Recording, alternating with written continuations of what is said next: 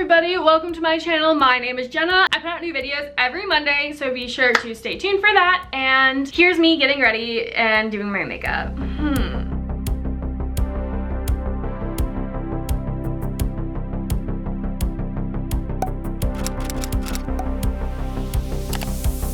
Okay, I was asked post-graduation plans and goals. I'm graduating in May and I really want to move somewhere. I've primarily lived in the Midwest my whole life and I've traveled a lot for dance, but I haven't actually fully moved for a job before. I am so ready for a new city. I'm so ready. Right now I'm sort of thinking somewhere west. Pretty much gonna come down to job offers and where companies are located that I want to work for. I am not gonna choose the place and then find a job. I'm gonna find a job and then choose the place. The next question is asking about the future of my channel. Basically, I put out a new video every Monday-ish. I love creating content, and instead of being super this is my genre, this is what I'm doing, I'm only talking about hair dye or something like that, I create videos that I would want to see. And I don't really know what to call the types of videos I make because they're not beauty, they're not entirely lifestyle. My vlogs aren't super vloggy. I'd like to start creating more vloggy vlogs. I will make anything that people want to watch or that I want to watch. I basically with this channel just want to make people smile, want to make people laugh, have a positive little 10 minutes to add to someone's day. I just want to be entertaining, and yeah, that's just where we are with. I have no idea how that huh? That was, okay. Someone asked me what my experience has been like being a transfer student at Marquette. It's been great and weird, I guess. But I think the bigger thing for me hasn't been the fact that I'm a transfer here. It's more just the age difference between my classmates and me. I was a 21-year-old freshman. I'm now a 24-year-old senior. Senior, you get that accent out. Some days are really tough because it's not that I'm not being included in things, but I'm just in a different place in my life than a lot of my friends are or a lot of my classmates are, and so there's definitely a disconnect. I ended up wanting to come to Marquette because it is a really great academic school, but then also I chose to go to a private university, not because of some elitist status or some preppy anything like that. When it comes down to it, private schools give out more scholarships and more money to their students than most public schools do. I am from Illinois originally, and for me to go to this private university costs less than for me to go to U of I. But on a numbers only basis, every single private school that I applied to gave me significantly more scholarship money than the public universities I applied to. And that's just a matter of fact. So when I talk about going to a private university, it's not trying to push private school. It's literally that's just flat out Google Marquette and it will say a private Catholic Jesuit university. Facts. I am so excited for basketball to start. Our biggest sport on campus is basketball. We don't have a football team. I had never seen a basketball game on TV, a full game, or in person ever until I came to Marquette. Now I am super duper into it.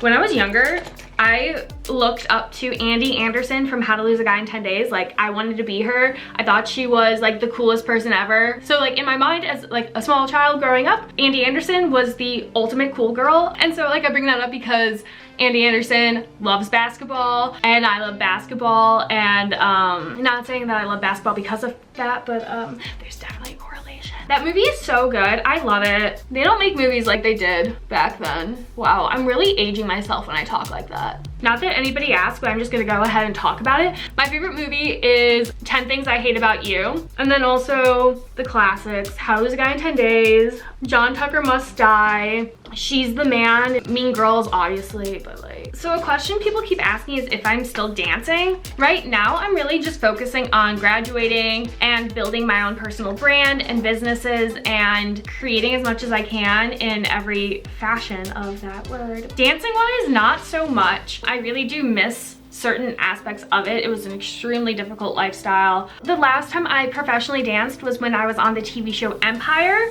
I don't know if I've really talked about that on this channel, but like a year and a half ago, 2 years ago almost, was on Empire. It was like a, you know, a 12-hour filming day. It was 2 weeks of rehearsals and all that jazz, and I was maybe shown for like a tiny little portion of it.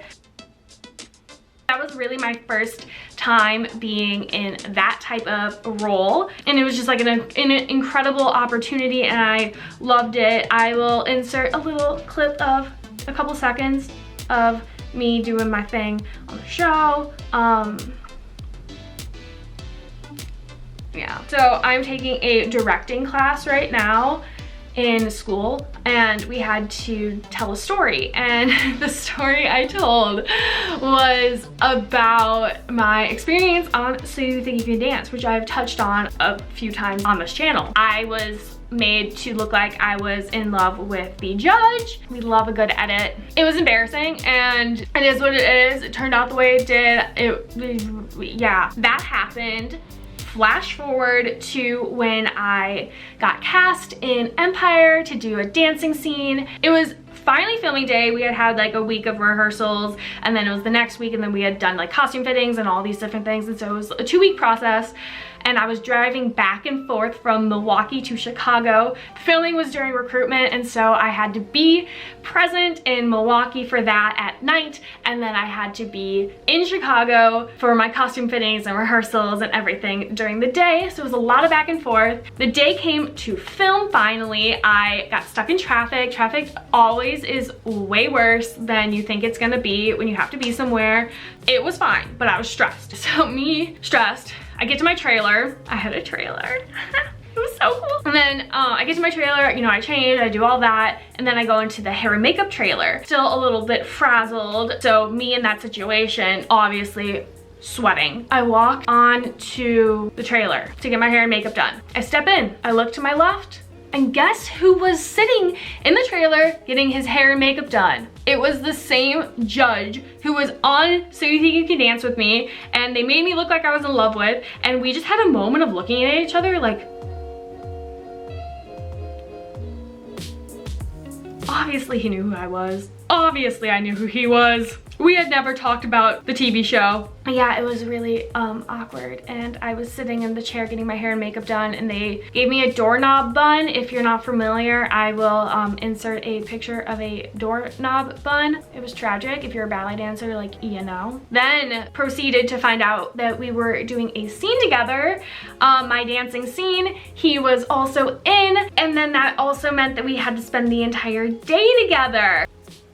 Did we ever talk about the possibility that we might have known each other? No. Did we ever like actually address the fact that like, oh, maybe it wasn't like from the TV show, but like the fact that we could have known each other in general? No. Did we even really introduce ourselves as like people who are in a scene together normally would? No. And because of that one little detail, like, hello, my name is, there was none of that. And so I think it was kind of assumed that we just weren't gonna touch on it. It was just an unspoken, we know who each other is. Unless he actually didn't know who I was, which wouldn't be a first. So when I was telling my directing class about this, I stopped the story there at the like embarrassing whatever, and then the awkward encounter.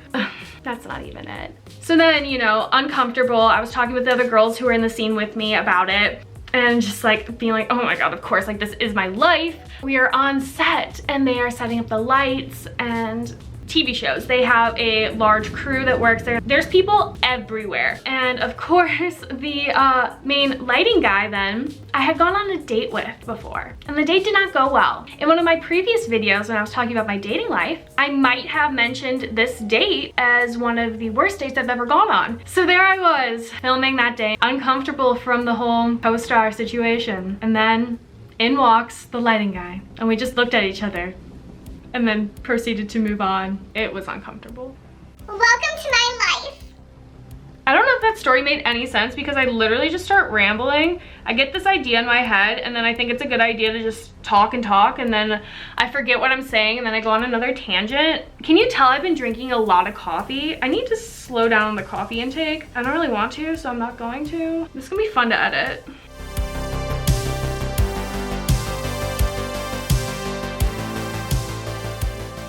I think I'm all done with my makeup and I'm all done rambling for this video. Thank you guys so much for watching, and like and subscribe, and you know what to do. Okay, bye.